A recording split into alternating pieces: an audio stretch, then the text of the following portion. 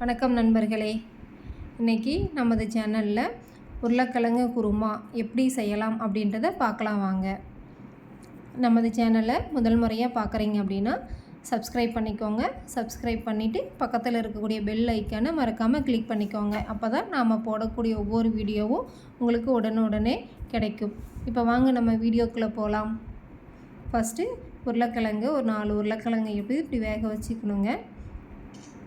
அடுத்து தேவையான அளவு பெரிய வெங்காயம், உங்களுக்கு பெரிய வெங்காயம் இல்லை சின்ன வெங்காயம் கூட யூஸ் பண்ணிக்கலாங்க.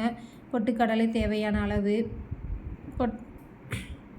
உருளைக்கிழங்கு வேக வச்சு இப்படி மசித்து வச்சுக்கோங்க. பக்கத்தில் பொட்டுக்கடலையும் நல்லா இப்படி பேஸ்ட்டு மாதிரி மிக்ஸ் பண்ணி அரைச்சிக்கோங்க. நெக்ஸ்ட்டு வானொலியை அடுப்பில் வச்சுட்டு தேவையான எண்ணெயை ஊற்றி தேவையான கடுகு, கருவேப்பிலை எல்லாத்தையும் நல்லா போட்டு இது பண்ணிக்கோங்க. தேவையான வெங்காயம் கட் பண்ணியிருக்கிற அளவு எடுத்து நல்லா பொன்னிறம் ஆகிற வரைக்கும் நல்லா வதக்கிக்கோங்க. ஏன்னா பொன்னிறமானால் கொஞ்சம் டேஸ்ட்டு கொடுக்குங்க. அதே மாதிரி தேவையான அளவு பச்சை மிளகாய் ஒரு 2-3 உங்கள் காரத்துக்கு தகுந்த மாதிரி மிக்ஸ் பண்ணி நல்லா வெங்காயம் பொன்னிறம் ஆகிற அளவுக்கு நல்லா ப்ரௌன் கலர் ஆகிற அளவுக்கு நல்லா மிக்ஸ் பண்ணிக்கோங்க.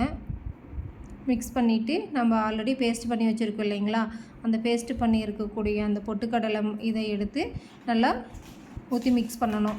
உடனே மிக்ஸ் பண்ணுங்கள். அதே மாதிரி தேவையான அளவு தண்ணி எவ்வளோ வேணுமோ உங்களுக்கு தேவையான அளவு நீங்கள் மிக்ஸ் பண்ணிக்கலாங்க. மிக்ஸ் பண்ணிவிட்டு நிறைய 2-3 டைம் வந்துட்டு மிக்ஸ் பண்ணி விட்டுட்டே இருக்கணுங்க. இல்லைன்னா அது நல்லா ஒரு மாதிரி கட்டி பிடிச்ச மாதிரி ஆயிருங்க. அடியில் நல்லா கொஞ்சம் மிக்ஸ் ஆகி நல்லா இப்படி ஒரு கொதி வந்ததுக்கப்புறம் நம்ம மசிச்சு வச்சுருக்கோம் இல்லைங்களா, அந்த உருளைக்கிழங்கை எடுத்து அதில் போட்டுட்டு நல்லா மிக்ஸ் பண்ணுங்கள். மிக்ஸ் பண்ணிகிட்டே இருக்கணுங்க. மிக்ஸ் பண்ணிவிட்டு தேவையான அளவு உப்பு ப்ளஸ் மஞ்சள் ரெண்டையும் நல்லா போட்டு நல்லா மிக்ஸ் பண்ணிக்கோங்க.